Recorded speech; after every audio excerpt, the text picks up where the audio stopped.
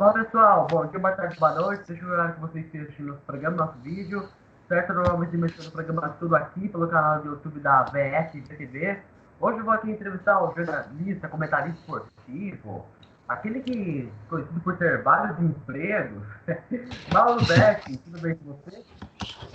Tudo ótimo, Vitor. Eu já de antemão já peço desculpas a você, porque até por conta desses vários empregos e questões familiares, eu estou devendo essa entrevista, acho que antes da pandemia. Mas agora, ainda durante ou pós-pandemia, com a volta de algumas coisas, estamos aqui para bater bola. É um prazer estar conversando com você, Vitor.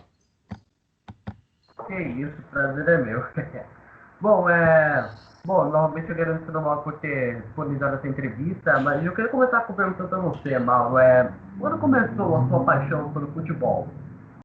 Dá para dizer, Vitor, que acho que começou no berço, ou até mesmo antes, né? Eu costumo brincar falando sério, que eu sou filho do rádio, minha mãe era produtora da Rádio 9 de Julho aqui de São Paulo, onde meu pai conseguiu um emprego de noticiarista e locutor, e a minha mãe era produtora lá porque o pai dela era o diretor da Rádio 9 de Julho de São Paulo. Então eu digo, brincando, que meu pai deu o golpe do baú, casando com a filha do dono da rádio, e graças a Deus, desde 1960 eles estão aí namorando, casaram em 63, infelizmente meu pai partiu em 2012, mas eu diria que é desde a concepção, porque ao lado da família italiana da minha mãe é totalmente palmeirense, e o lado alemão da família do meu pai é totalmente palmeirense. Então não poderia ser outra coisa senão palmeirense, e a paixão do jornalismo e do futebol vem do meu pai, que meu pai também foi um jornalista esportivo durante 5 anos, teve como grande legado a placa do gol de placa do Pelé lá em 61 no Maracanã. Foi a ideia do meu pai, junto com o jornalista, o chefe dele, Walter Lacerda, então editor do jornal paulistano O Esporte do Futebol. E meu pai era tão palmeirense que ele não conseguiu continuar jornalista esportivo e largou o ofício em 1961. Então eu cresci com um pai jornalista brilhante, o Geomir Betti, e também com um cara apaixonado pelo futebol, e mais do que pelo futebol, assim como eu, pelo Palmeiras. Então eu digo que eu sou jornalista esportivo há 30 anos por ser palmeirense há 54.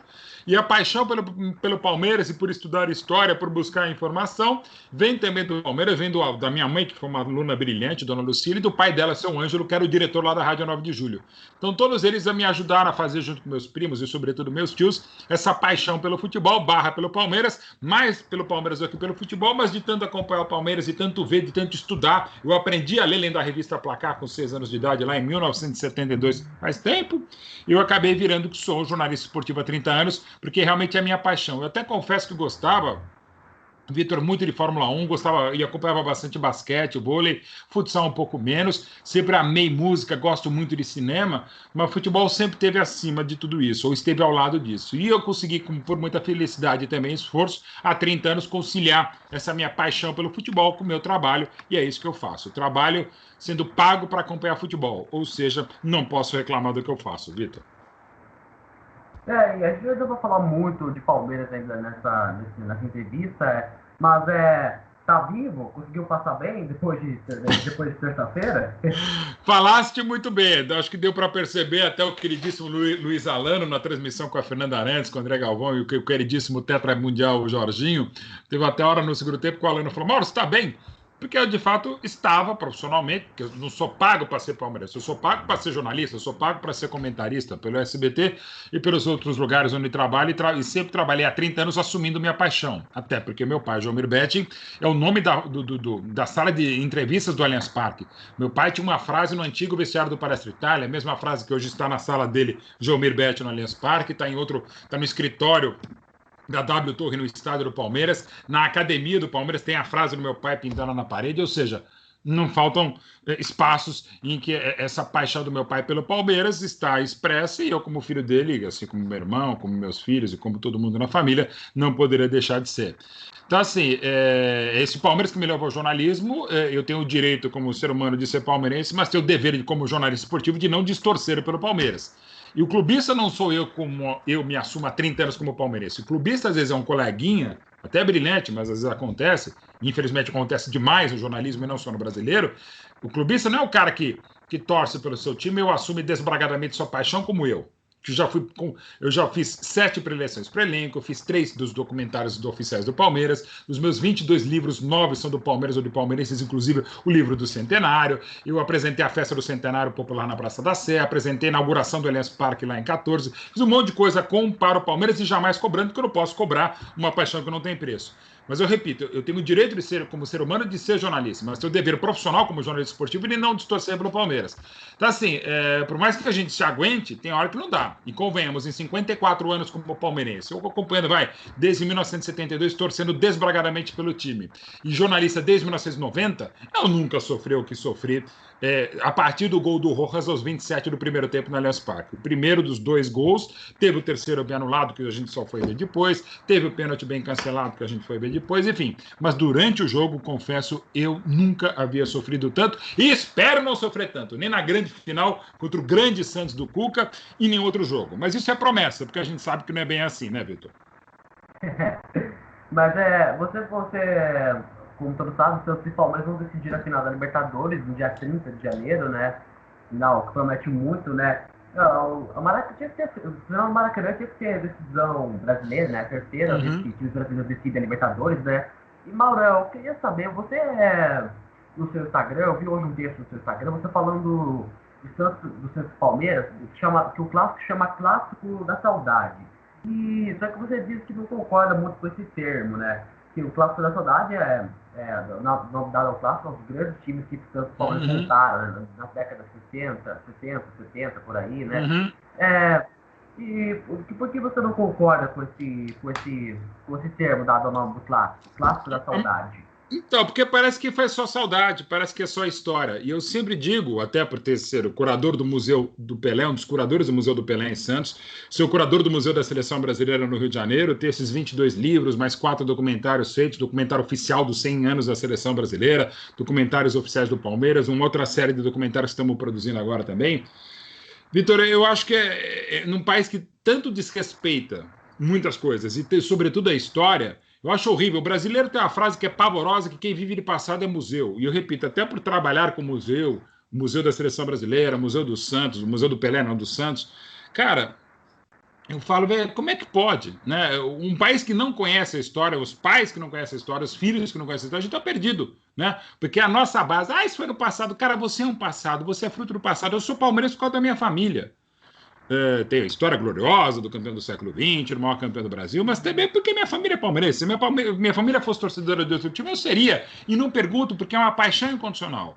Eu nasci amando meus filhos que não existiam, claro, nasci amando meus pais e nasci amando meu time. Minha paixão incondicional com o Palmeiras. É essa paixão pelo Palmeiras que me dá o meu ofício há 30 anos como jornalista esportivo. Então eu acho deplorável que as pessoas não respeitem a história, não conheçam a história. E quando você fala clássico da saudade, parece que só tem história. Mas é uma história maravilhosa. A era de ouro do futebol brasileiro de 58 a 70, quem são os maiores vencedores? Santos e Palmeiras. O Brasil também é tricampeão mundial, à época, e virou penta, muito pela história do Santos, do Palmeiras, também do Botafogo, a história maravilhosa, que muitas vezes se renega ou não se conhece ou não se respeita, que é um negócio absurdo. Então você tem que respeitar. Vai falar que é só saudade? Não. Olha o presente de finalistas de Libertadores, olha o Santos buscando o tetra da Libertadores, olha o Palmeiras buscando o bimundial, e buscando no Maracanã, onde o Palmeiras ganhou a Copa Rio de 51, buscando no Maracanã, onde o Santos ganhou os 2 mundiais, 62 e 63, o 63 dando volta olímpica no terceiro jogo contra o Milan, onde o Santos começou a conquista do Bi da América em 63, foi numa vitória do Santos contra o Boca Juniors no Maracanã. Em 62 jogou aquele jogo complicadíssimo na Vila Belmiro contra o Peñarol, e depois venceu no Chile, né? No Chile, a final do Mundial da Libertadores 62 no terceiro jogo. Mas o Santos também ganhou a segunda Libertadores 63, começando no Maracanã, e depois uma vitória espetacular de Pelé e Coutinho na Bomboneira, no bi da Libertadores do Santos 63. Então, olha só a história que tem o Santos no Maracanã, olha só a história que tem o Palmeiras no Maracanã,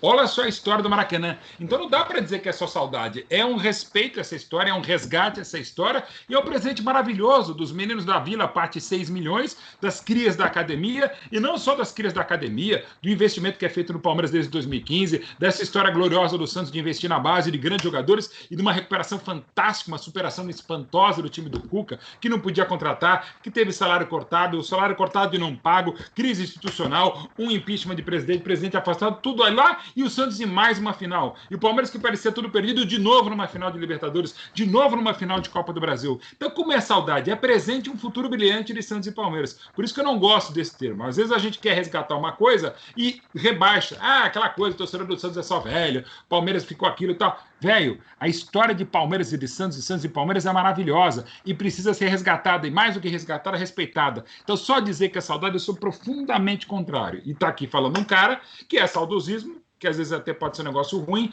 mas que eu tenho saudade. E eu adoro a palavra saudade, é uma das poucas coisas que a língua portuguesa tem legal. Poucas línguas têm uma palavra que designa esse sentimento de nostalgia. E a gente tem uma maravilhosa. Então não a conspurquemos e não desrespeitemos uma história maravilhosa como tem Santos e Palmeiras, Palmeiras e Santos. Pode chamar de qualquer clássico, mas da saudade não, porque é um presente maravilhoso e um futuro que eu espero grandioso também.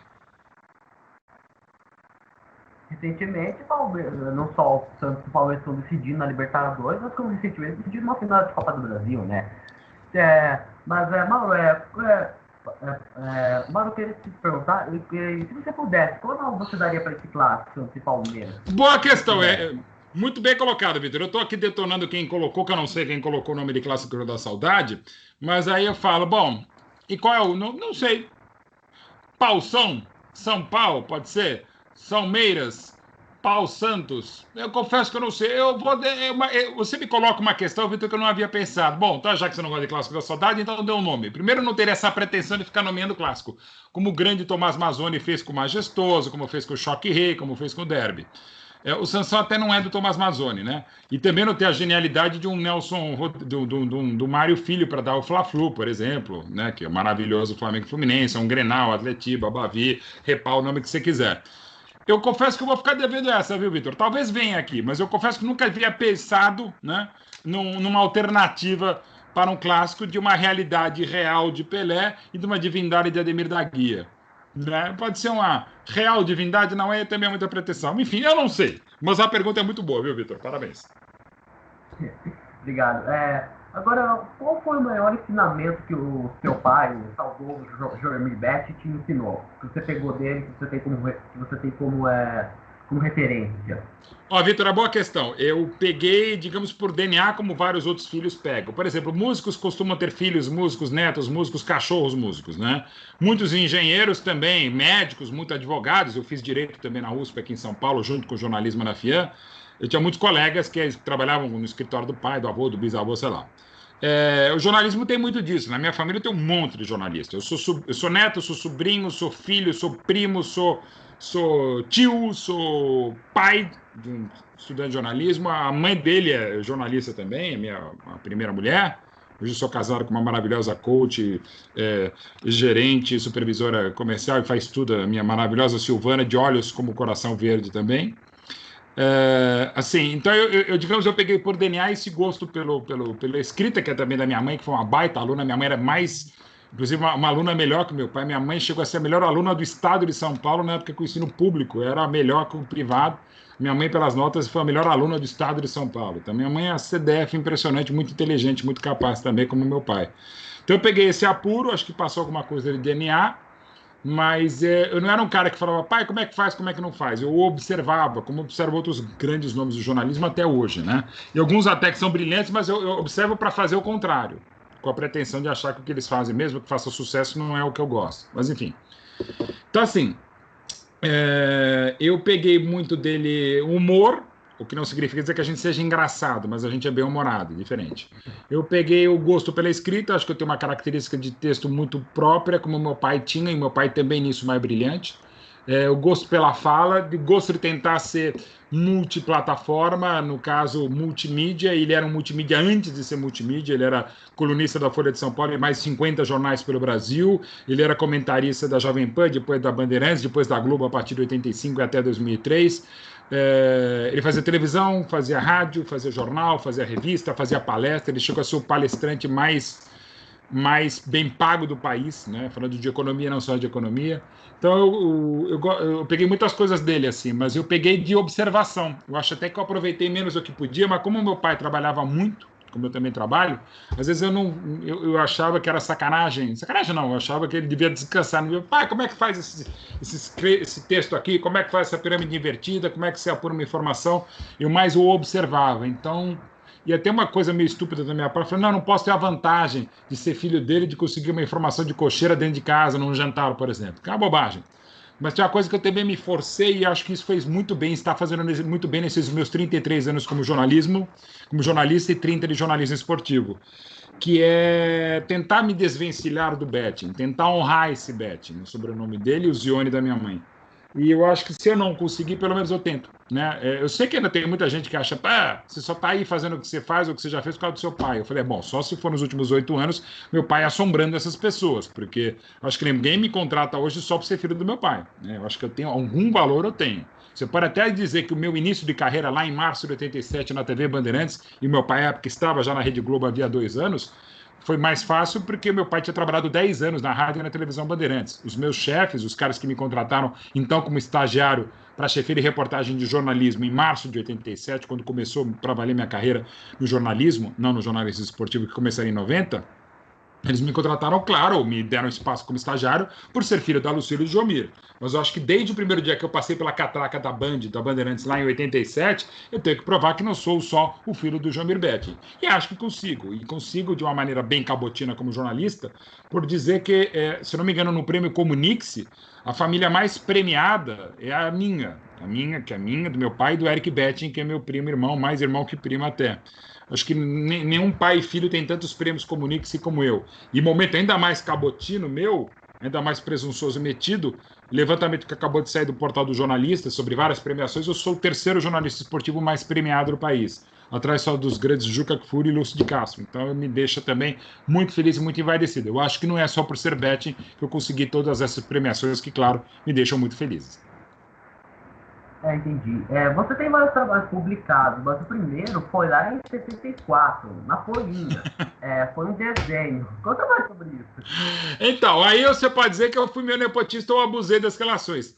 Eu falava do Eric Betting. O Eric Betting é filho da Cecília Zione. Que é a Cecília Zione? Uma ótima repórter de política, de economia, perdão, da Folha de São Paulo, e que depois virou editora da Folhinha de São Paulo e depois do Estadinho de São Paulo. Na época, ela era editora da Folhinha. E quem é a Cecília Zione? Cecília Zione é irmã mais nova de Lucila Zione, minha mãe. E Cecília Zione casou com Jusler Betting, que é irmão do meu pai. Ou seja, Cecília Zione é irmã da minha mãe casada com o irmão do meu pai. Então ela é mais do que tia, ela é minha mãe quase. E não só mais minha mãe, ela é minha madrinha. E eu sou padrinho do Eric Betting, que é o filho dela, o filho caçula. E o Eric Betting é padrinho do meu filho mais velho, o Luca, que faz cinema na FAAP. Então, imagina, por isso que eu falo que o Eric Betting, do Máquina do Esporte, brilhante jornalista, tanto de economia, quanto de marketing, quanto de negócios, quanto de esporte também, o Eric Betting não é primo irmão, é irmão primo, porque ele tem o mesmo sobrenome, Zione Betting. A mãe dele é irmã da minha mãe e o pai dele é irmão do meu pai. Então, assim, a Cecília, que é minha tia, minha madrinha, pegou e tinha uma sessão na Folhinha de São Paulo que eram desenhos ou textos. Ela pegou e falou, bom, recebia na época, em 1974, cartas, eu tinha 7 para 8 anos, e ela falou, pô, faz um desenho aí, eu publiquei lá. E depois eu gostei, né, metido, eu comecei a mandar textos sobre futebol. E eventualmente ela publicava, que era um texto que ia ter de boa qualidade. Então eu comecei, vendo a minha tia lá, editora da Folhinha, meu pai na época já era colunista da Folha de São Paulo, era comentarista da Jovem Pan, onde eu trabalho desde 2015, trabalhava na TV Record antes de ir para a TV Bandeirantes em 75. Então, assim, eu cresci com jornalistas. Meu pai, meu avô, o Ângelo Zione, que era diretor da Rádio 9 de Julho, também era jornalista de filatelia, presidente da Associação Brasileira de Jornalistas Filatélicos, um baita filatelista e um ótimo jornalista também. Então, eu cresci entre jornalistas, não tinha como não ser outra coisa. Então, essa primeira publicação realmente foi algo muito legal. Tem outra coisa também dessa mesma época que me deixa muito feliz, que eu, conversando com a minha tia antes, em 73, tinha acabado de sair pela editora Abril, junto com a Disney, o manual do escoteiro Merim, que eram os 3, o Guinho, o Zezinho, o Luizinho, os sobrinhos do Pato Donald. E eu achei, pô, podia ter os outros personagens, podiam fazer manuais. Aí eu falei, manual do Peninha, manual de jornalismo, manual de economia do Gastão, e falei, manual de futebol, manual do Zé Carioca. E a minha tia levou lá para a editora Abril, que editava esses manuais, e que já tinha um planejamento para que fossem lançados. E aí eu recebi uma carta do Vitor Tivita, na época, com 7 para 8 anos de idade, quando saiu o manual do Zé Carioca, falando, olha, parabéns pela ideia, você foi legal. E o manual já estava sendo produzido, mas eles foram muito legais. E, lamentavelmente, eu perdi essa carta. Mas, assim, a minha primeira ideia editorial foi em 74, com 8 anos. Isso realmente muito me orgulha, ainda mais nesse momento que eu já escrevi 22 livros e estou escrevendo outros 10, que realmente são motivos de muito orgulho. Eu imaginava escrever um livro, já são 22, estou escrevendo outros 10. Nunca imaginei ter a pretensão de fazer cinema, e já fiz 4 documentários, uma série e outros 3 filmes. Nunca tive a pretensão de ser curador um dos curadores do Museu Pelé, curador do Museu da Seleção Brasileira no Rio de Janeiro, tantas coisas que eu realmente não tinha sonho, como também não imaginava que desde 2010 eu pudesse ser comentarista de um videogame como eu sou do PES. Agora você começou a carreira sendo crítico musical. Eu gostaria de saber quais são as músicas que você mais falava na sua época, que você era crítico musical. Então, eu comecei, na Folha da Tarde, eu entrei como repórter de política em 89, política e economia, mais política e economia, e sempre fui metido. Aí eu cheguei na editoria de variedades, eu falei, olha, adoro música, gostaria de escrever de música, se vocês quiserem, vai lá, Mauro. Eu comecei a escrever porque tinha um grande, até hoje, José Norberto Flesch, também o Jefferson Souza, que eram ótimos escrevendo, também mais tarde viria o Finati, Humberto Finati também, mas eu peguei um nicho que eu falei, que tal eu escrever sobre CDs? Não só musical, mas até o mercado. Eu falei, beleza, aí eu comecei a escrever. E eu fiz uma parceria com uma loja chamada Estúdio Tan, que tinha CDs na hora tal, importados, e eu comecei a escrever sobre aquilo. E com essa parceria me deu a oportunidade de, em 1990, trabalhar junto com o maravilhoso Kid Vinil, saudoso Kid Vinil, na Rádio Brasil 2000 FM, que é uma rádio de rock e blues alternativo. E era segundas-feiras, 11 da noite, a gente apresentava o Estúdio Tan Digital, que era um programa de CDs. Porque o CD é de 1982, isso era 1990. E o mercado ainda estava crescendo, tal. A Movie Play, que era a primeira gravadora de CD, que era na Zona Franca de Manaus, acho que de 1987, o mercado estava crescendo, expansão e tal. E a gente falava muito de blues e rock alternativo. Tanto é que a Brasil 2000, nesse programa Estúdio Tan, do Estúdio Digital, a gente foi a primeira a tocar o Nevermind do Nirvana lá em 91. Então, entre 90 e 91, eu comecei a fazer esse programa toda segunda-feira à noite. Era maravilhoso, com uma enciclopédia, um sujeito maravilhoso, como o saudoso Kid Vinil. E aí eu comecei a escrever para a revista, para o jornal. A revista Bis me convidou para fazer algumas colaborações, foi bem legal. Fiz até um guia do rock and roll junto com eles e outros brilhantes colegas. Então foi muito bacana. E desde então, até, por exemplo, no meu Instagram, eu brinco falando sério com a Rádio Cucamonga, que você pode achar também no Spotify, de músicas. Assim, eu faço muitas transmissões de rádio e televisão e até programas ouvindo música ao mesmo tempo. Porque eu sou meio bastante agitado. Eu tenho uma espécie de transtorno de déficit de atenção com hiperatividade, que eu preciso estar fazendo 3, 4 coisas ao mesmo tempo. O livro oficial do Centenário da Portuguesa, que é primo do livro do Centenário aqui da Portuguesa, que a gente acabou de lançar para a 11 Editorial, eu escrevia durante o Central Fox. Eu apresentava o telejornal, que era feito no Rio, eu apresentava o bloco aqui de São Paulo, comentando notícias, apresentando notícias. E ao mesmo tempo escrevia junto com outros colegas o livro do Centenário do Palmeiras. Eu faço muitas coisas. Você também acha que é isso, né, Vitor? Você também faz um monte de coisa ao mesmo tempo. Pois é. E você também começou a carreira sendo repórter político. Eu gostaria de perguntar, qual é a diferença da política de antigamente, da sua época, para de hoje? Olha, acompanhando bem mais a distância do que eu acompanhei a partir de 87 até 1990, quando eu comecei o jornalismo esportivo, ainda ficaria mais um pouquinho, 91, até 92 eu ainda fazia as duas coisas, mas larguei e fiquei só no futebol. Praticamente só com futebol, também dei aula de jornalismo na FIA, aqui em São Paulo, entre 90 e 93. Cara, baixou muito o nível, né, que já não era alto. Né, e infelizmente eu só vi o que é o país em termos de. Não estou falando só partidariamente, ou quem foi eleito, quem não foi eleito e tal. Mas o nível do debate piorou muito. E eu consegui acompanhar, meu primeiro trabalho mais de fôlego foi acompanhar as eleições, as primeiras eleições depois da ditadura, as eleições presidenciais de 89, que deram, infelizmente, Fernando Collor de Mello, mas enfim, deram. E foi muito interessante. Era uma outra coisa, era um outro nível, era antes de internet, era antes de redes sociais, era completamente diferente a campanha e a cobertura política. Mas já havia mais ou menos as mesmas sacanagens. Talvez agora, não vou dizer, tem mais sacanagem agora, eu acho que a gente está descobrindo mais sacanagem, ou tem mais vontade política, até policial, de descobrir. Mas eu diria que, de um modo geral, as coisas baixaram de nível. Não que fossem espetaculares antes, mas, de um modo geral, a coisa piorou, degringolou, e nesse aspecto é mais legal você estar cobrindo o futebol, embora muitos políticos já transitaram pelo futebol, ou muita gente saiu do futebol para a política, ou muita gente na política também aproveita-se do futebol, e os casos são claros, não precisa nem explicitar. Mas eu diria que, de um modo geral, está pior. Como, de um modo geral, também muitas coisas o futebol também está, para não dizer a vida, Vitor. E você fez curso para ser treinador de futebol. E você nunca pensou em exercer a função? Não, até uma das biografias que eu estou escrevendo do queridíssimo Mário Sérgio Pontes de Paiva, ele era um cara que me incentivava a ser treinador. Falou, Mauro, tenha pelo menos uma vez a experiência de treinador. Eu falei, não sou, eu já sou louco, já sou maluco de ser xingado como comentarista. Eu não quero ser xingado como treinador, eu não teria a menor capacidade técnica, tática e de gestão de grupo. Eu não conseguia cuidar dos meus alunos, muito menos dos meus filhos, vou tentar cuidar de marmanjo, não. Os caras vão me engolir no primeiro treino, se é que eu saberia dar um treino.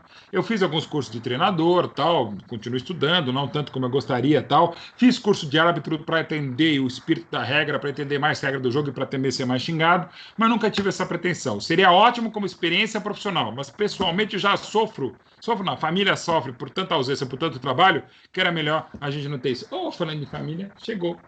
Ó o Vitor ali, amor. Essa é a Sil, meu amor também aqui, trabalhando também direto. Então, assim, eu já não aguentaria, Vitor, e não iria me aguentar como treinador. Não teria a menor capacidade e menor paciência para isso. Entendi. E você entrou para o jornalismo esportivo graças à matéria sobre o aniversário da morte do saudoso Mané Garrincha, né? E eu queria que você falasse sobre essa matéria. O que será que eles viram de interessante para te chamarem para entrar nessa área de jornalismo esportivo? Então, é bem colocado. Quando a minha mãe nunca quis que eu fosse ser jornalista esportivo. Daí ela falou, pô, quando eu vi que não tinha jeito, eu fazia direito na USP de manhã e jornalismo à noite, e comecei a trabalhar na TV Bandeirantes no terceiro ano de jornalismo e de direito.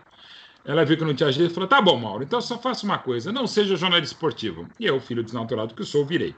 Mas eu fui virar só em 1990. E por quê? Porque nisso foi talvez o único toque que meu pai deu. Ele falou, olha, jornalista trabalha todo fim de semana, nem sempre trabalha primeiro como comentarista ou narrador, eu acho que você vai querer ser comentarista ou vai tentar ser comentarista, vai tentar escrever sobre futebol. Então, cara, o que mais você gosta? Eu falei, gosto muito de política. Tenta ser política, é legal, tal. O que eu não queria era ser jornalista de economia por dois motivos. Primeiro, a comparação já seria muito grande, como ainda é, como eu já falei, com o trabalho do meu pai, que foi um brilhante jornalista econômico, e não sou jornalista de economia, João Mirbetti. Mas eu não gostava de economia, então já não dava. Política, eu falei, quem sabe? Vamos lá, né? E eu gostava de política, ainda gosto de cobrir política, de estudar política, de entender política. Mas, enfim, eu estava fazendo isso. Mas o que acontecia? Eu sempre gostei de futebol. E eu tive a felicidade suprema, a sorte, o momento de aparecer a Copa de 90 na Itália. Eu era repórter de política e já escrevia sobre música no jornal Agora, Folha da Tarde, que desde 99 é o Agora São Paulo, do Grupo Folha. Quando completou-se 7 anos da morte do Garrincha em 20 de janeiro de 1990. Ele morreu, claro, em 20 de janeiro de 83. Aí o Chico Lang, que era comentarista da Mesa Redonda da Gazeta e chefe de redação, e tinha uma coluna chamada Bola Solta, diária, na Folha da Tarde, o Chicão falou, Mauro, escreve aí, não lembro quantas linhas, sobre os 7 anos da morte do Garrincha. Se tem um texto mais poético e tal, escreve aí. Eu escrevi. Na época não tinha internet, não tinha, mas eu tinha, e eu estava na redação para cobrir política. Eu falei, não, deixa comigo. Aí eu fiz um texto lá, que se pode achar na internet, mesmo no meu Instagram, nas redes sociais eu coloco, e ficou legal. Nada do outro mundo, mas ficou legal, tá? Um pouco diferente. Aí chegou o diretor de redação do jornal, o Adilson Laranjeira, e me chamou no dia seguinte e falou, Mauro, parabéns, o texto ficou muito legal, diferente, é o seguinte... Em junho vai ter a Copa na Itália, a Copa de 90. Você não quer ir para a Itália? Porque você sabe falar italiano? Eu falei, eu já soube mais, mas eu entendo e eu capisco. Posso ter agora dificuldades para falar, mas para entender, escrever, não tem erro. Falei, então, beleza, você vai cobrir outro lado da Copa do Mundo. Então, imagina, eu tinha 23 anos de idade, cobri a Copa da Itália, na Itália, tenho passaporte italiano, também por isso palestrino e tal. Porra, era um sonho, né, velho? Um negócio maravilhoso. Então, assim, fantástico. Isso janeiro de 90. Mas março de 90, o presidente Collor toma posse em 15 de março, acho que 17 de março ele veio com aquele absurdo plano Collor, segura poupança, todo mundo fica sem dinheiro, e o Grupo Folha também não tinha, que ia mandar 15 profissionais para a cobertura da Copa na Itália, só mandou 5. E desses 15, claro, o que era o mais jovem, o único que não fazia esporte, este aqui. Então não fui. E tive que ficar na redação. E aí... Ok, fui, depois eu acabei ficando, começou a minha coluna e tal, e aí deu tudo muito certo, fui ficando, em 91 fui para a Rádio Gazeta, em 91 fui para a TV Gazeta e fui ficando só no futebol. Mas esse texto veio exatamente nesse momento maravilhoso, eu dei sorte, aproveitei, agarrei e acabei ficando. Mas foi realmente, eu agradeço demais ao Garrincha, ao Chico Lang, junto com o outro chefe de redação, ali, o Mauro Armon, e ao próprio Adilson Laranjeira, que deram um pontapé inicial numa carreira que estava lá escanteada. E quando apareceu a chance, eu fui ficando, e estou lá, graças a Deus, aí há 30 anos como jornalista esportivo. Entendi. E como foi a sua entrada na TV? Então, eu comecei fazendo televisão, né? Como eu disse, na TV Bandeirantes, em 10 de março de 87, como estagiário da produção, auxiliar de produção da chefia de reportagem, né? E aí isso foi em março de 87, tipo, um mês depois criaram um novo jornal, o Jornal de São Paulo, tinha que se contratar mais produtores, eu era estagiário, eles gostaram, fica aí, acabei sendo contratado, registrado. Tem muita sorte. Em outubro de 87, pintou uma vaga para ser produtor executivo do programa Crítica Autocrítica, que era uma parceria entre a TV Bandeirantes e a Gazeta Mercantil, programa de política e debate, domingos 11 da noite, das 11 a 1. E aí lá fui eu fazer. Aí fui ficando. Então, e mais ou menos nessa mesma época, teve um dia, até contei essa história recentemente, tem lá no meu Instagram, o chefe de redação Vianney Pinheiro, junto com o diretor de redação, o chefe de redação, o Roberto Gonçalves, eles me chamaram e falaram: olha, Mauro, você mora aqui perto da Band, faltavam 4 horas para entrar no ar, o programa é apresentado pela Maria Alice Guedes e pelo grande Ney Gonçalves Dias. Vai para casa, põe uma camisa, põe a gravata, que você vai apresentar o bloco de prestação de serviços do Jornal de São Paulo, que era dos 2 a 3 minutos, diretamente da redação, sem teleprompter, essas letrinhas, eu tinha que dar uma informação tal. A ideia foi muito legal tal, e comecei a cobrir férias de notícias do interior do grande Cláudio Medeiros, da grande Tereza Cristina Miranda, e apareci um pouquinho, mas depois não fui aproveitado e também nem era essa a minha pretensão. Mas aí foi onde eu comecei. Isso na televisão, na TV Bandeirantes. Fiquei na TV Bandeirantes até agosto de 91, quando eu pedi as contas que eu não aguentava mais trabalhar domingo à noite. E eu já trabalhava como colunista de esportes. 2 meses depois me convidaram para ser comentarista do Mesa Redonda da TV Gazeta, então com o Roberto Avalone, programa que até hoje tem com o meu queridíssimo Flávio Prado na TV Gazeta, domingos à noite. E aí eu fui para a TV Gazeta como comentarista, um dos comentaristas do Mesa Redonda, e fiquei na TV Gazeta aí, a partir daí, a minha história em televisão. De 91 até 95, quando eu fui contratado para ser o comentarista principal do Sport TV. E fiquei no Sport TV até 97, quando eu tive uma proposta da TV Bandeirantes para ir para o esporte. Eu já voltei para a Bandeirantes como comentarista esportivo. Fiquei na Band até 2000, quando eu fui para a PSN, que era um novo canal de esportes, que era em Miami, mas eu consegui ficar aqui em São Paulo. Em 2001 eu consegui conciliar a Bandeirantes com PSN. Aí a PSN acabou, continuei na Bandeirantes. E também fiz nessa mesma época, eu conciliei PSN um pouquinho antes de TV Cultura, eu fiz o cartão verde na TV Cultura, até que a PSN falou: não, só pode fazer PSN, não pude fazer mais o cartão verde. Aí, em 2002, eu fui para a TV Record, onde ficaria até 2003, quando eu fui para a Rádio Bandeirantes. Deu mais 6 meses, eu fui para a TV Bandeirantes também. Em 2007, eu conciliei para a TV Bandeirantes e para o Band Esportes, que criou um programa, eu e meu pai, chamado Betting Betting. Aí eu fiquei TV Bandeirantes e Band Esportes até 2007, quando eu fui para o Esporte Interativo. Aí eu fiquei Esporte Interativo, TV Bandeirantes e Band Esportes. E aí ficaria, o Esporte Interativo voltava, continuei na Band, no Band Esportes, até que em 2014 eu fui para a Fox, eu tive que sair do Band Esportes, da Band e do Esporte Interativo.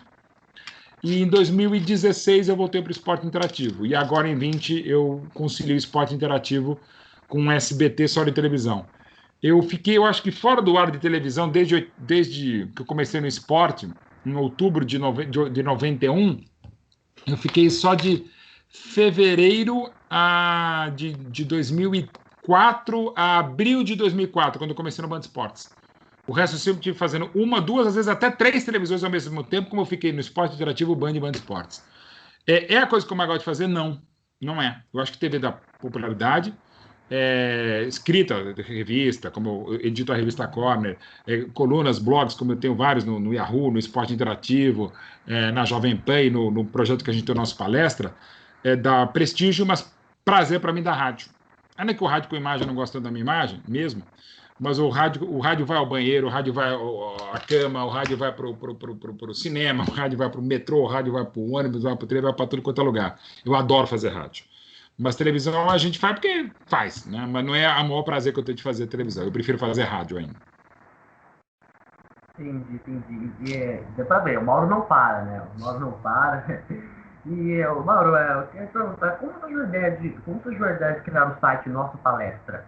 Então, é uma ideia que, na verdade, começou com o meu timão, com o Danilo, sobretudo com o Rodrigo Vessone. Ele falou: cara, a gente faz um sucesso maravilhoso no meu timão. Vocês não fazem, embora a mídia palestina seja muito mais atuante da mídia voltada ao Corinthians, onde praticamente só tem o meu timão, e o trabalho maravilhoso da mídia palestina, porque vocês não fazem um diferencial que é você, jornalistas, alguns já mais famosos, como você, Alex Miller, e outros colegas que a gente trouxe, e agora muito bem tocados pelo Rafael Bolara e grande time, vocês não fazem a cobertura também, mais ou menos como a do meu timão, para o Palmeiras. Eu falei: beleza. Aí criamos o nosso palestra, em agosto de 2017, que é um projeto que eu toquei junto com o Alex Miller e outros companheiros no comecinho, e agora, para absoluta falta de tempo, outros colegas maravilhosos estão tocando, e a gente está tocando o nosso barco.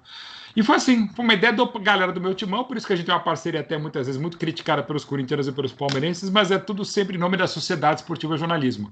E a gente faz uma cobertura tem um espírito alviverde, mas não é na faixa branca, não é na chapa branca. E também não é na faixa, é com muita raça, com muita vontade, como o Palmeiras dentro de campo. E com a corneta que é básica do palmeirense. Muitas vezes não compreendida pelos próprios palmeirenses, o que é normal, né? Até como eu também não sou. Mas eu acho que a gente faz um trabalho bastante digno e de muita qualidade. Entendi. Sobre isso, você meio que dá pra dizer que essa questão de sites dependentes para falar de um time, bem que o meu time e a nossa palestra foram pioneiros, né, dá para dizer. E também, hoje até atualmente, tem vários sites, né, vários canais que falam de Corinthians, de Palmeiras, não só de Corinthians e Palmeiras, mas de São Paulo Santos. Eu, inclusive, recentemente fiz parte de um site que eu sou corintiano, eu escrevi artigos falando de jogos do Corinthians no site chamado SCCP Online. Eu saí hoje, na realidade, né? Você acha que talvez essa questão das mídias independentes, desses sites que falam sobre times, de.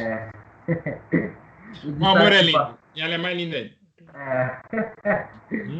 No meu canal tem espaço por amor também, óbvio. O amor, você pega o ar-condicionado, o controle? Eu tô derretendo aqui. Aqui tá o calor também, nossa. Então, você acha que mais pra frente também as mídias independentes, as mídias que falam sobre times, os sites que falam sobre times, os canais de YouTube que falam sobre times, eu, por exemplo, acompanho vários canais palmeirenses, vários canais corintianos que fazem análises táticas bem legais, você acha que talvez esses canais mais pra frente possam ter mais espaço, vamos dizer assim? Sim.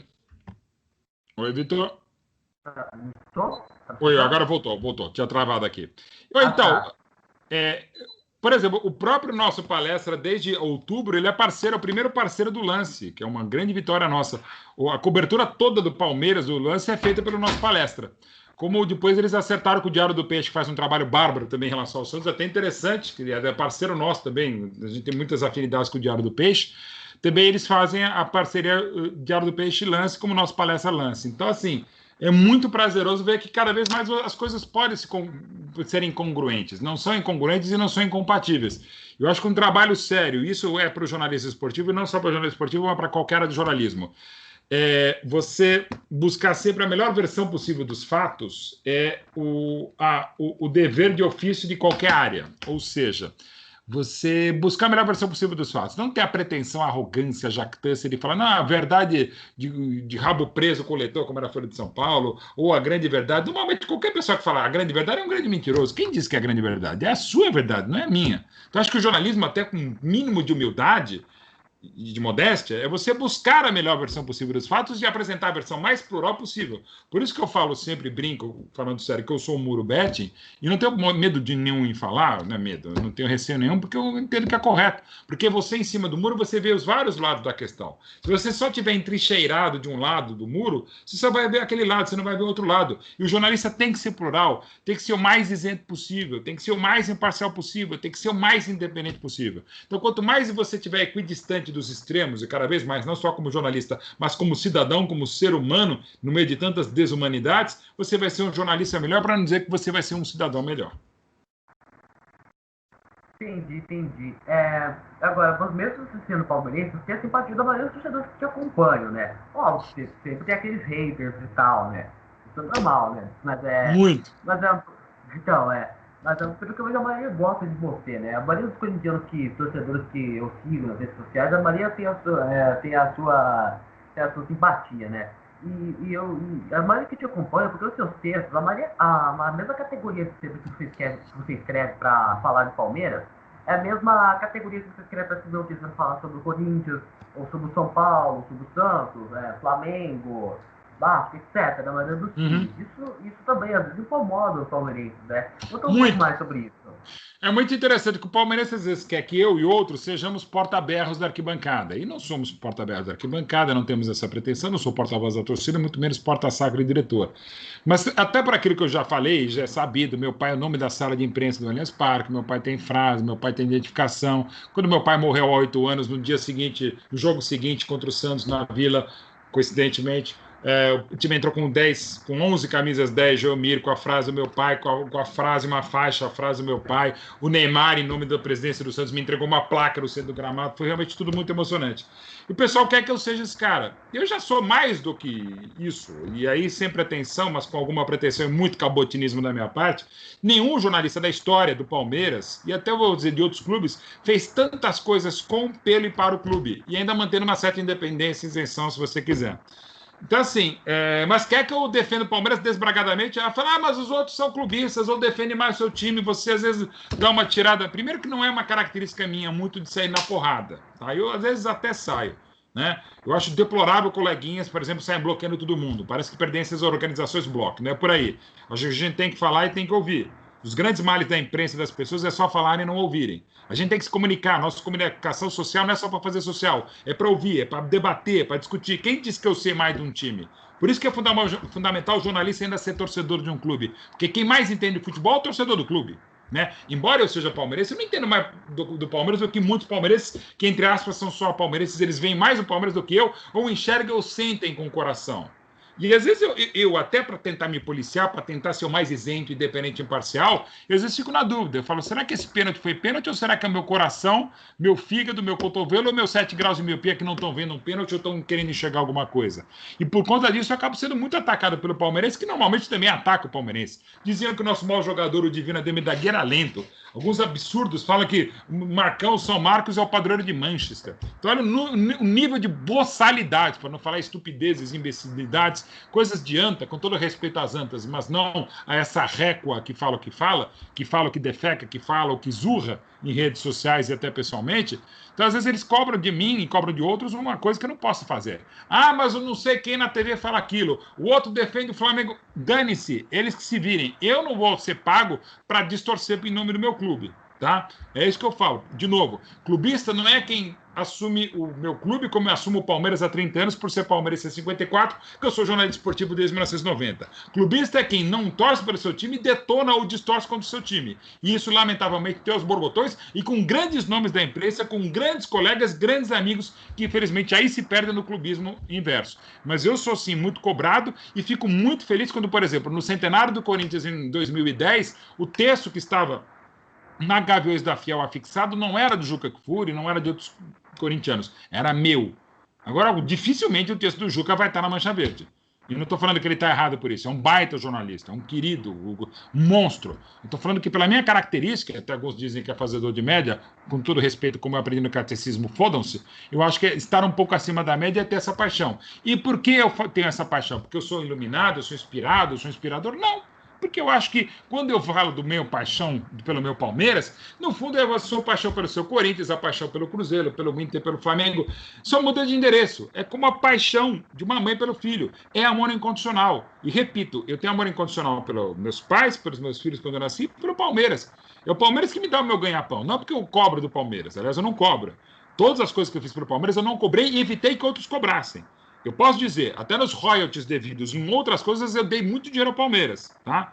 E não estou aqui cobrando o Palmeiras, só estou querendo, porque às vezes fala, pô, você ganha dinheiro em cima do Palmeiras. Eu não ganho. Eu ganho de editora, ganho de produtora de cinema, outra história. Mas do Palmeiras nunca cobrei e não deixo que cobre. Então eu já trabalhei muito gratuitamente e continuaria trabalhando gratuitamente para o Palmeiras sempre que é a minha paixão, que nem trabalhar para minha mulher, que nem trabalhar para meus filhos, que nem trabalhar para minha família. Porque a família Palmeiras é o que me faz.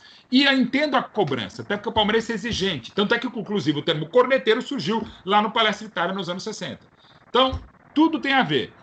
Às vezes eu perco a compostura, às vezes eu perco o equilíbrio, normal, porque perdem muito comigo. E pode falar o que quiser que eu seja, só não pode não me chamar de palmeirense. Aí eu fico puto. Teve uma vez até na Jovem Pan que eu briguei com um senhor de idade, né? não gosto da expressão, mas enfim, ele falava, respeite meus 72 anos. Eu falei, mas o senhor respeite, que não te dá o direito de ser canalha de dizer que eu não sou palmeirense. Você pode dizer que o meu cabelo não é meu, você pode dizer que eu sou uma porcaria de jornalista, pode-se dizer até que eu seja uma porcaria de palmeirense, mas daí dizer que eu não sou palmeirense, que é a coisa que eu mais sou, e não sou melhor ou maior, mas a coisa que eu mais sou, o que eu gosto de ser chamado, por isso que eu falo, eu sou um palmeirense jornalista, não sou um jornalista palmeirense, eu não distorço pelo Palmeiras, mas eu só sou jornalista esportivo, repito, há 30 anos, por ser palmeirense. Então o cara fala que eu não sou palmeirense, o cara fala que o Mauro Betti você não existe. E eu não aceito não existir. Porque eu respeito. Acho que o grande mal da sociedade é esse. Não é a falta de amor, é a falta de respeito. Porque é facílimo amar o Palmeiras, é facílimo amar minha mulher, é facílimo amar nossas cachorrinhas, os meus filhos, meus filhotes, tudo. Agora, difícil às vezes você compreender a outra paixão. Quer dizer, para a maioria das pessoas. Para mim, não. Até para um exercício não só de jornalismo, mas de cidadania. Se a gente respeitasse mais as pessoas, a gente teria um mundo melhor. Não precisa amar, mas é respeitar. E aí, por respeitar, é que eu consigo, graças a Deus, escrever textos para o Corinthians. Eu tenho o livro oficial do Atlético Mineiro, tenho o livro oficial do Flamengo, tenho textos e insights oficiais do Galo, do Inter, do Cruzeiro, do Vasco. Eu tenho 22 livros e fico muito mais feliz de ter mais de centenas de prefácios, pós-fácios, apresentações e orelhas. Eu tenho prefácio do Serginho Chulapa, maior artilheiro do Corinthians, tem o prefácio do Sócrates, ídolo do Corinthians, tem o prefácio do livro do Cruzeiro, prefácio do livro do Vasco. Então, assim, isso me deixa muito feliz, porque eu entendo, não é que eu amo esses clubes, eu os respeito. E aí a gente acaba gerando respeito, que é muito mais importante para qualquer profissional, não só para um jornalista, não só para um jornalista esportivo. Não é ser admirado, é ser respeitado. E isso eu trabalho bastante para ser. Entendi. Eu queria te perguntar agora sobre isso ainda, sobre essa questão de times, jornalistas terem times. Eu queria te perguntar, até que ponto, vamos dizer assim, o jornalista como é que eu vou dizer, pode ser um torcedor, o jornalista esportivo pode ser um torcedor? Até o ponto que você não distorça. Você assumindo o clube, eu repito, é muito mais complexo eu ser o que eu sou, assumidamente palmeirense, filho de um palmeirense grandemente assumido. Eu sou muito mais cobrado, inclusive, pela própria torcida do Palmeiras. Eu sempre tive mais problemas no Palestra Itália e no Allianz Parque do que na Arena Corinthians, na Neoquímica Arena, meu Deus, baixou uma Globo aqui rápida, do que na Vila Belmiro, do que no Maracanã, do que no Antigo Olímpico, na Arena do Grêmio, no Beira-Rio, Mineirão. Eu sempre tive problemas com a torcida do Palmeiras. Ao mesmo tempo que eu posso ser beijado, levantado para cima mesmo, subir no trio elétrico em conquista, beleza? O cara pode cuspir em mim lá. Acontece. Já levei laranjada da torcida do Palmeiras. Não, laranjada não, mexericada. Em 92 lá em Santo André. Assim, cara, se você abrir o jogo, quanto mais franco você for, melhor. Aí você pode ser comprado de ser do Palmeiras, sendo torcedor do time de Plutão, não tem problema. Desde que você tente ser o mais imparcial, mais isento possível, tá valendo. E aí vai de cada um, vai do carisma ou falta de carisma de outro, vai do jeito que você se comunica, vai do jeito que você fala. É uma série de situações. É muito mais complexo assumir o time, mas eu fico muito feliz, acho que com o resultado final, que de um modo geral eu acabo sendo mais, digamos, respeitado mesmo com a minha paixão bastante aflorada. Entendi.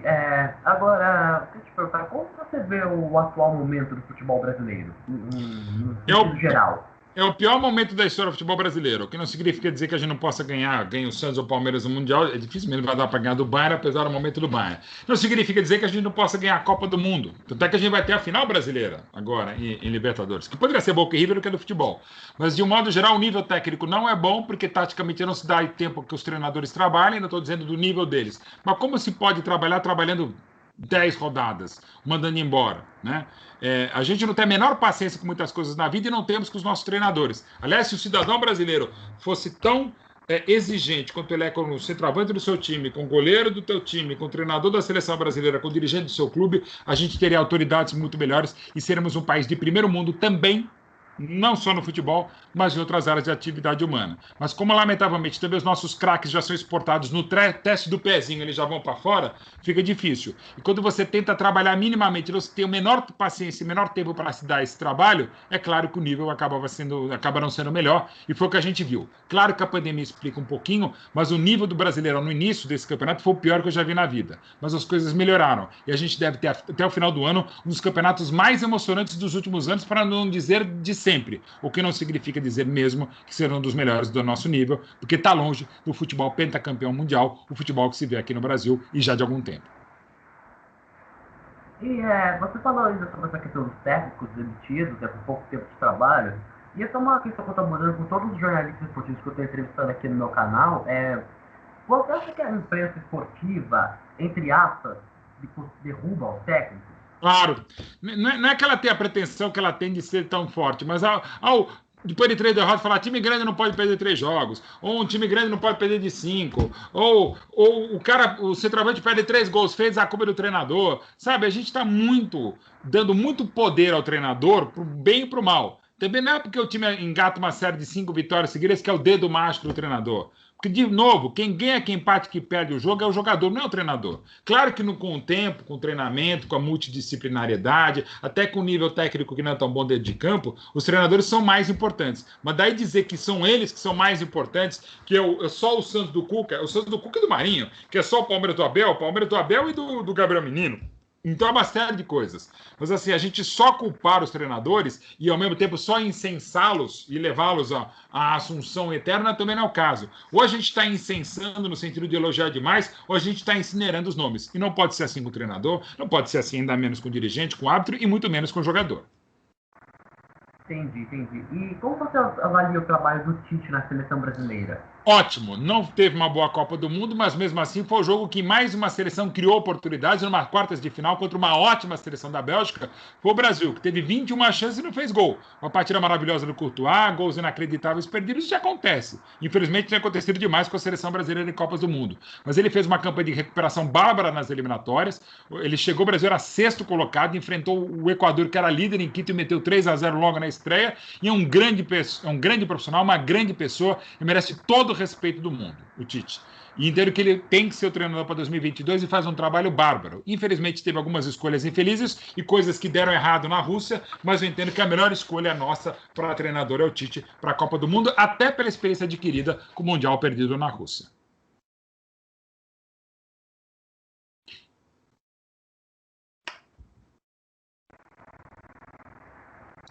Voltou aqui. E por que você acha que cornetam tanto ele, o Tite? Porque se o treinador da seleção brasileira fosse o Guardiola, fosse o Klopp, iam cornetar do mesmo jeito. Como se cornetava absurdamente o maior treinador da história do futebol brasileiro, que é o Tele Santana. Como se cornetava, além da conta, embora merecesse muitas críticas, o Zagallo, que é um grande vencedor. Como se corneta todo mundo. Infelizmente o mal. Se a gente já corneta o nosso time, imagina a seleção. Embora a gente torça mais pelo time do que pela seleção, e ainda bem que assim seja. E estamos falando da seleção pentacampeão mundial, do país do Pelé e não só do Pelé, embora o Pelé seja um ET. Porque a gente é impaciente, porque a gente é chato pra cacete. Tem críticas, tem, mas daí a todo mundo, no momento, fica derrubando o Tite. E se viesse o Renato ser derrubado, se viesse o Rogério ser derrubado, se viesse o Cuca, qualquer que fosse o treinador, e quase em qualquer tempo, a gente não ter a menor paciência com nada. Então o Tite padece por conta disso também. Entendi, entendi.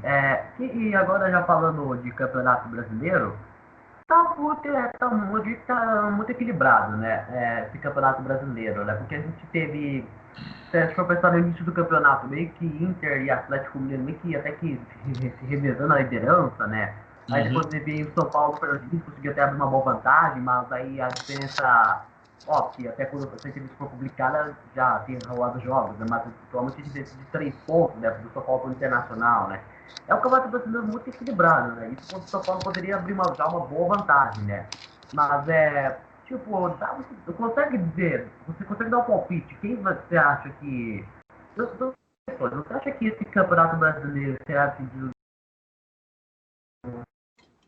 igual foi 2009, que 4 times chegaram na última rodada podendo ser campeões e o Flamengo acabou sendo campeão, né? Você acha que pode ser um campeonato brasileiro emocionante decidido numa última rodada?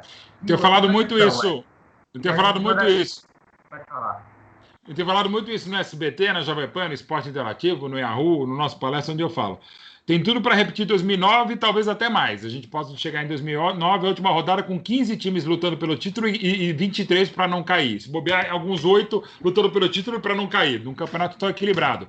O Campeonato Brasileiro 2020, também pela pandemia, foi o pior início de campeonato que eu já vi na vida, com jogos pavorosos, mas pode acabar sendo um dos mais emocionantes. Porque a Liga Brasileira, desde que temos os pontos corridos, que dá para ir para comparar com outras grandes ligas do mundo, é que teve mais times diferentes entre os 4 primeiros colocados.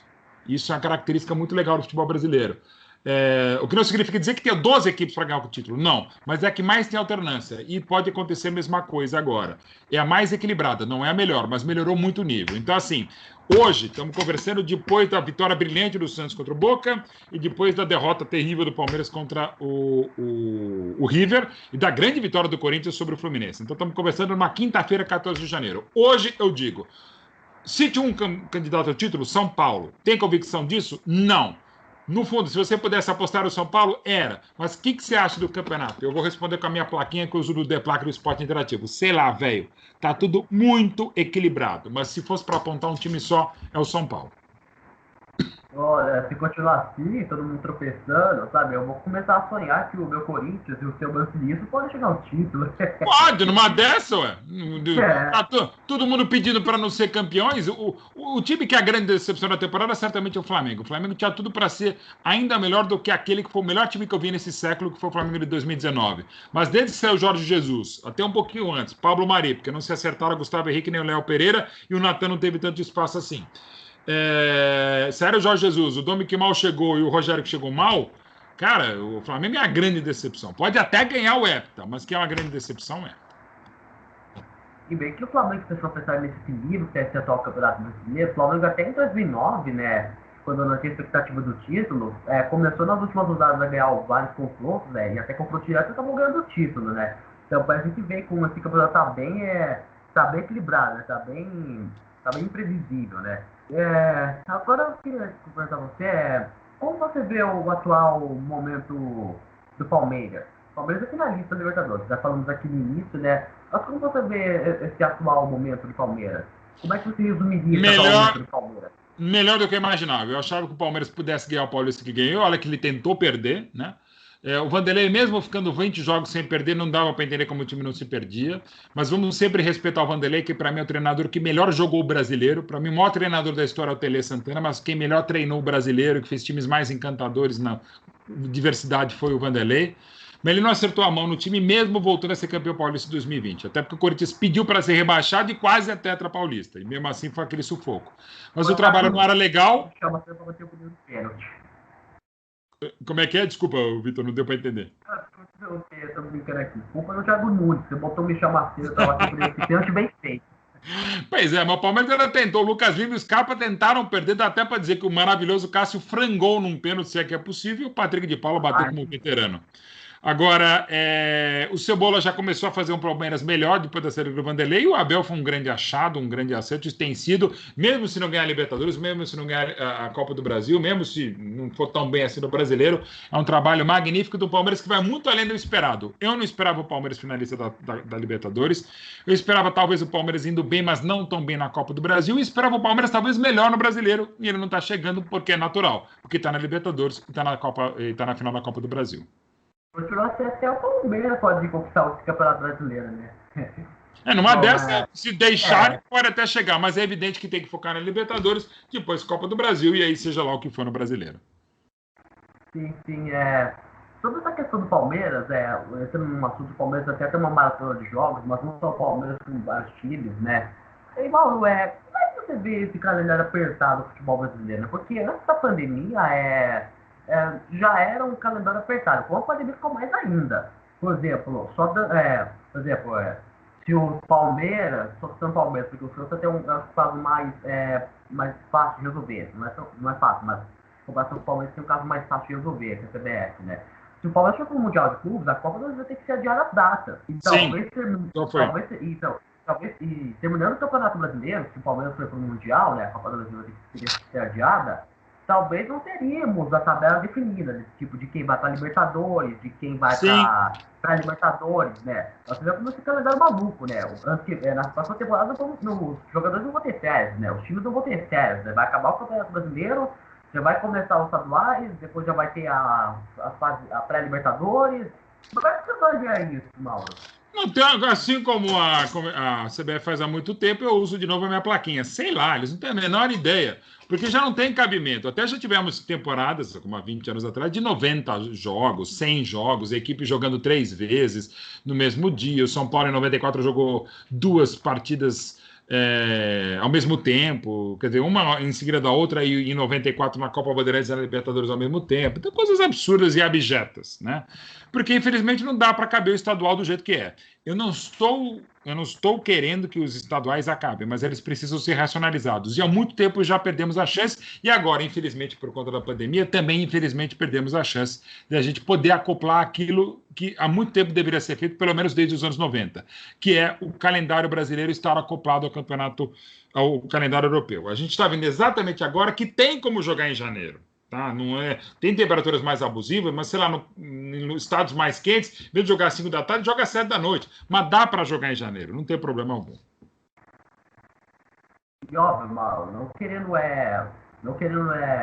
óbvio que no sentido ruim da coisa, né? Mas eu diria até que, óbvio, no sentido ruim, né? Mas eu diria até que com essa pandemia, a CBF até poderia ter feito isso, né? Feito o calendário brasileiro igual ao calendário europeu, mas acabou não acontecendo, né?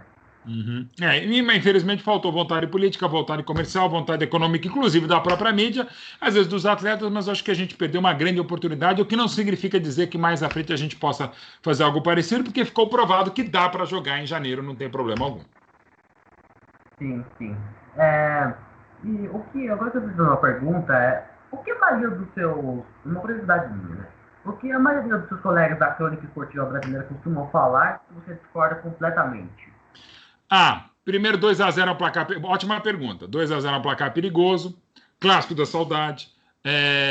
O elemento surpresa, que é a conversa que eu tenho muito com o Tite. O Paulinho na época. O Paulinho ele apareceu como elemento surpresa. A coisa mais famosa do Paulinho, do Luiz Pereira nos anos 70, era aparecer. Não é elemento surpresa. Todo mundo sabia que ele ia usar. Tem muita coisa errada. O cara acertou. Algumas chatices minhas. O cara acertou a trave. Não, ele não quis acertar a trave. Ele atingiu a trave. Ninguém quer acertar a trave. A não ser que seja um campeonato de bola na trave. Então, assim, tem muitas coisas. Isso é um handicap. A gente usa o handicap de maneira errada. Ultimamente, eu não sou contra o tatiquês. Não sou contra quem estuda e sabe muito mais do que eu. Mas o último terço, velho. Primeiro terço. Defesa, meio e ataque. Vamos facilitar a coisa. Já tem tanta coisa complicada na vida, por que dificultar?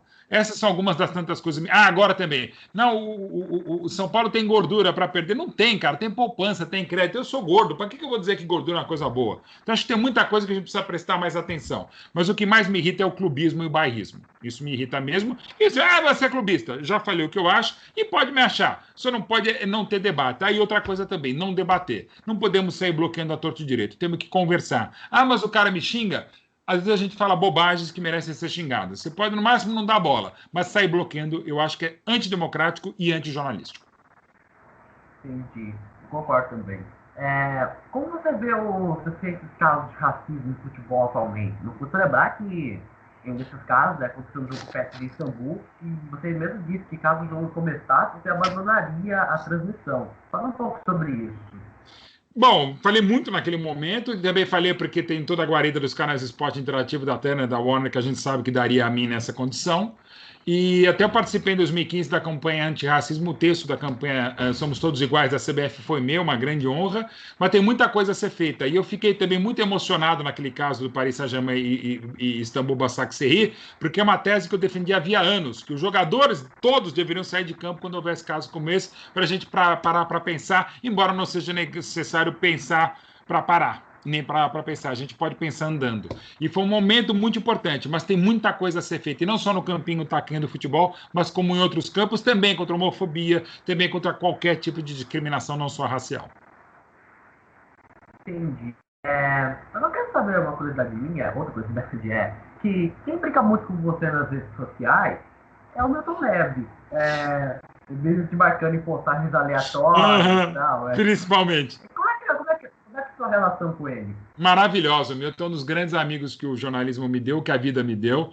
A gente tem um carinho muito grande, se percebe. Às vezes a pessoa não percebe que ele está suando, e é o jeito dele de gostar de uma pessoa. Eu me sinto muito feliz, reconfortado por ter a amizade de uma cabeça tão grande quanto o coração. Mas eu falo, Milton, todo mundo vê a sua cabeça gigante e às vezes o seu ego gigante, mas as pessoas não têm o privilégio da amizade de saber como ele tem um coração grande. E comigo ele é maravilhoso. Com outros nem tanto. O Milton faz parte daqueles meus amigos indefensáveis. Se você quiser falar mal do Milton, tá valendo. Mas ele é uma criança, no que há de melhor mesmo. Ele tem um coração do tamanho da cabeça e eu amo o Milton de paixão, porque eu sei que isso é recíproco mesmo. E nós fizemos de 2005 a 2015 uma parceria fantástica na Rádio Bandeirantes, que eu morro de saudades dela. Eu fico até incomodado às vezes quando o Milton ele cita a história do apito amigo, sabe? Mas eu gostaria muito de entrevistar ele, sabe? Milton, se você já assistiu essa entrevista, eu quero te entrevistar um dia, tá bom? Se você tiver Merece, é disponível. muito bom. Das tantas bobagens que o Milton faz, é essa do apito amigo. Mas ele, no fundo, mas bem lá no fundo, ele tem um coração, repito, do tamanho da cabeça. Agora vamos dar uma de Bruno Formiga, seu colega, e falar de polêmicas da vida. Na sua opinião, você já fala aqui, você já falou várias vezes, mas fala aqui, né, na sua opinião, Palmeiras quer mundial ou não? Aquela Copa Rio 51 é mundial ou não? Então, eu vou te falar e eu vou ter que responder, que vai ser a penúltima pergunta, porque eu tenho que resolver os probleminhas pessoais aqui com a minha mãe, mas já agradecendo muito esse papo. Mas respondendo rapidinho, dentro do possível que dá para responder, o Palmeiras é o primeiro campeão intercontinental do futebol brasileiro em nível de clube e de seleção. A Copa Rio é muito mais difícil de qualquer mundial de clubes, de 60 a 2004, de 2000 e 2005 para cá, porque envolvia clubes de muita qualidade, todos eles, né? Ah, mas não tinha países da Oceania, sim. Ok? Da África, da Ásia, da CONCACAF, da América do Norte, ok. Mas você tinha grandes equipes para a época, muito difíceis. E foram 7 jogos. E o Palmeiras ganhou da Juventus, que seria campeão da Itália em 52. O Palmeiras na semifinal, em 2 jogos no Rio de Janeiro, ganhou do Vasco, que tinha 7 jogadores da seleção brasileira, campeão 1 ano e 1 semana antes do Maracanaço. Inclusive o treinador Flávio Costa. O Palmeiras venceu um grande campeão da Iugoslávia, que tinha um ótimo time na Copa de 50, que era a Estrela Vermelha. O Santos venceu o Palmeiras venceu um tricampeão europeu francês, que era o Olympique Nice. E perdeu para a Juventus jogando reservas no Pro 4-0 no Pacaembu. Foi um baita torneio. Foi considerado como campeão do mundo? Você pode até não considerar, tem todo o direito de dizer que não é. Mas dizer que não é um puta torneio importante e foi fundamental para o Brasil 1 ano e 1 semana depois do Maracanã abalado foi. Você pode até considerar o título mundial, não precisa considerar. Mas dizer que é um torneio qualquer, que é torneio de pinga, que inclusive foi homenagem à conquista de 51, é desconhecer profundamente a história. Para o clubismo, para o barrismo, por birra, tá valendo. Mas agora, quando coleguinhas desconhecem, não sabem a importância de uma Copa Rio, indo além de uma Taça Brasil do Robertão, aí tá todo mundo errado. Repito, não precisa considerar como mundial, mas tem que reconhecer que foi a primeira conquista intercontinental de todo o futebol brasileiro e ainda mais importante, que o Palmeiras foi o Brasil e entrou em campo com a bandeira brasileira, justamente o clube que 9 anos antes teve que mudar de nome, que foi uma violência, graças aos totalitários de então, do governo do Estado Novo, do ditador Getúlio Vargas, que impediram que o Palmeiras e outras agremiações ligadas ao eixo pudessem ter o nome de batismo. É a mesma coisa que você não poder chamar Vitor por causa de uma guerra. É a mesma coisa que eu não poder chamar Mauro por causa de uma guerra. Eu vou te falar a minha opinião em relação a isso, porque eu sou corintiano, óbvio, sempre legal a zoação, né? Vou falar, o Palmeiras não tem mundial, sabe? Mas aqui acontece, eu acho que não tem mundial, mas eu acho que o base do Palmeiras ter orgulho dessa conquista da Copa Rio. Não te chamar de mundial, mas é o seguinte, eu também que tem uma mania, cara, a gente tenta muito que lá de cima costuma dizer, sabe? Por exemplo, se a FIFA não diz que o Palmeiras não tem mundial, pra mim, não tem mundial. Primeiro porque a FIFA diz, por exemplo, se porventura a FIFA algum dia dizer que o Palmeiras tem mundial, eu vou considerar o Palmeiras campeão mundial. Pronto, é por aí. É isso. É como a Taça Brasil, Robertão. Não acho que a Taça Brasil seja brasileirão. Acho que o Robertão já é brasileirão, mas pode ser Taça Brasil, que era muito importante, pode ser Robertão, como a Copa Rio é muito importante. Não importa a numeração e a nomenclatura. E, de novo, não é por fax, é tudo fato. E foi feito e foi foda. Todas essas voltas olímpicas foram dadas pelo Palmeiras e não foram por outros clubes. Sim, né? Inclusive, muitos corintianos que eu sigo, as pessoas falam isso. Palmeiras tem títulos brasileiros do Euro 10 e tal, Eu acho isso uma bobagem, tá? Pra ser bem São sincero, todas conquistas sérias. Não importa se é. Agora, se a CBF diz que é. Se a FIFA disser que sim, cumpra-se. Você pode até discutir, mas cumpra-se. Não sou eu, não é o Juca Kfouri, não é o Diário Lance, não é a revista Placar, não é a Folha de São Paulo. Cumpra-se. É o que está escrito. Sim, agora pra gente quase encerrar a entrevista, qual foi a partida mais emocionante que você já viu pelo Palmeiras? O momento que o Palmeiras te fez chorar, sabe? Vamos dizer assim. Bom, a mais sofrida foi Palmeiras 0, River Plate 2, não tem a menor dúvida. Agora, a mais emocionante é exatamente o meu primeiro documentário, 12 de junho de 93, o Dia da Paixão Palmeirense, quando o Palmeiras sai da fila em cima do Corinthians. Porque o Palmeiras, em 22 de dezembro de 74, deixou o Corinthians mais seriam mais 3 anos na fila. E em 12 de junho de 93, o Corinthians deixou o Palmeiras sair da fila de 16 anos. Ou seja, o Corinthians só devolve a derrota de 74 se um dia o Palmeiras tiver 20 anos na fila e o Corinthians o deixar na fila. O Corinthians só devolve os 4-0 de 93 se um dia ele, Corinthians, estiver 16 anos na fila e sair da fila em cima do Palmeiras. Então, nada é mais emocionante como jornalista, como torcedor e como diretor de documentário ao lado do Jaime Queiroz do que o 12 de junho de 93, o dia da paixão palmeirense. E duas últimas perguntas, prometo que eu acho interessante falar.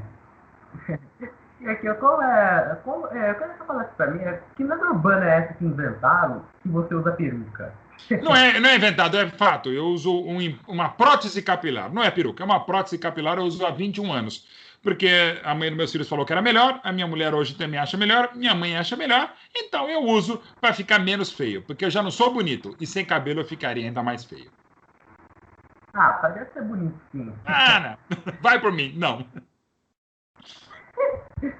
Por exemplo, eu consegui chegar nessa idade, eu queria ser mais parecido com você, mas enfim. Boa, Vitor. Agora, para encerrar, que dica você dá para quem quer seguir nessa área do jornalismo esportivo? Faça como o Vitor, seja persistente, tenha conhecimento de causa, estude bastante, vá atrás da informação, busque sempre a melhor versão possível dos fatos e mais. É um tesão trabalhar com aquilo que a gente quer. Trabalha muito? Trabalho. Eu não sou o jornalista esportivo que mais trabalha, mas sou o jornalista esportivo que mais faz coisas diferentes. É cansativo? Mas é extremamente prazeroso. Para poder conversar com pessoas como você, para poder trocar ideias e para poder acompanhar a nossa paixão, que não é só o nosso time, mas é o futebol como um todo. Então, faça. Se você gosta, conhece e sabe como você, Vitor, continue nesse caminho. Obrigado, mano. Concordo, valeu. Bom, pessoal, eu consegui encerrar, vou dar uma palavra aqui com o Mauro, mas o nosso programa todo aqui de hoje está terminando. Muito obrigado a todos pela audiência, muito obrigado, Mauro Betti. É sempre que eu queria fazer essa entrevista, só agora que eu consegui. Desde que eu comecei a fazer entrevista com o meu cara, já queria entrevistar você, mas valeu muito. Foi uma entrevista bastante legal, falando de vários assuntos, da sua carreira, futebol brasileiro, Palmeiras e tal. Muito obrigado, Mauro. Mais uma vez, nossa programa todo aqui está terminando. Muito obrigado pela sua audiência. Inscreva no canal, ative o sininho. Tchau, gente.